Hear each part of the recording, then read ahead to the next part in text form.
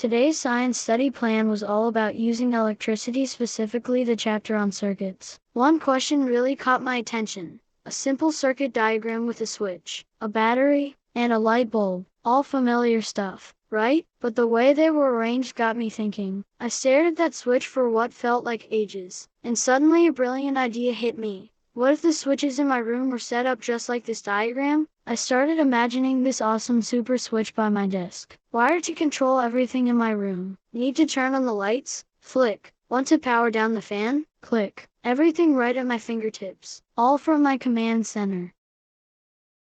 I couldn't help but grin at my own genius. Doodling my dream circuit right next to the actual diagram. Life would be so much easier with my master switch. Just as I was about to perfect my imaginary circuit, I heard a voice behind me. It was Mom. She must have noticed my goofy smile and far-off look because she laughed and said, "Hey, dreamer, time to snap back to reality and focus on that exam prep. Your super circuit will stay in your head unless you finish revising properly." I jolted back to the present, slightly embarrassed, and thought, yeah, maybe I should nail this exam first before I start redesigning my room's electrical system.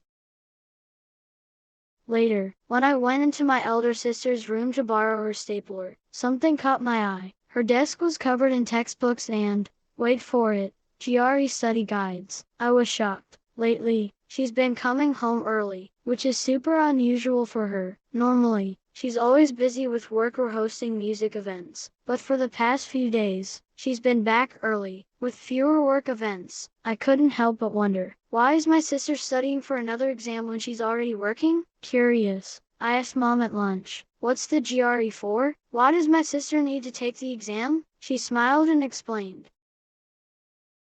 Your sister's planning to apply for a master's degree, and the GRE is part of that process. Learning isn't just for kids, you know. Even when you're older, like your sister, or me for that matter, you'll realize that when you don't know enough, it's time to hit the books again. She paused and added, "Didn't I just finish my MBA course recently too?"